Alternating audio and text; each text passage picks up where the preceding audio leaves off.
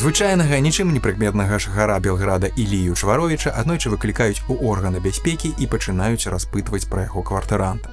Гэта была планавая стандартная размова па выяўленню магчымых шпіёнаў, але ён успрымае яе як кіраўніцтва да дзеяння і пачынае самастойна сачыць за сваім пастаяльцам.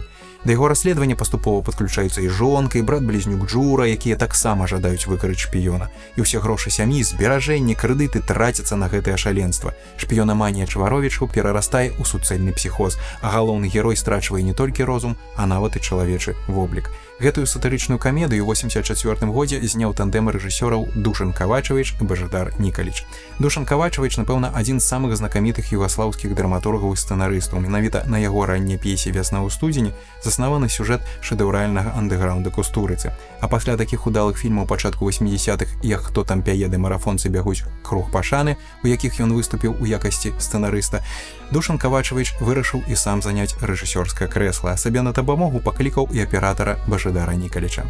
Акрамя малога кола сям'і Чваровічаў, да гэтай слежкі падключаюцца і дальнія сваякі з сынамі, братамі, кумамі, сватамі. Яны пачынаюць апранацца ў аднолькавыя сінія пінжакі і патруляваць вуліцы. Неяк на безлюднай дарозе яны лоб у лоб сутыкаюцца з тусоўкай панкаў, і панкі перад імі пасуюць. Так брутальна выглядаюць гэтыя новыя блюсцителі парадку.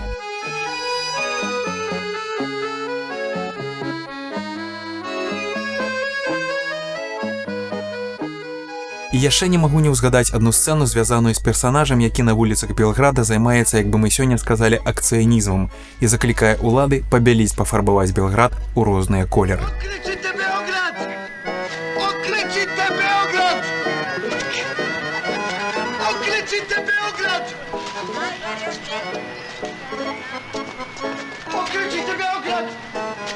Кінастужка лічыцца адной з найлепшых у югаслаўскім кінематографе, а галоўная роля ў выкананні Данілы Стойкавіча найвышэйшым дасягненнем у яго творчай кар'еры.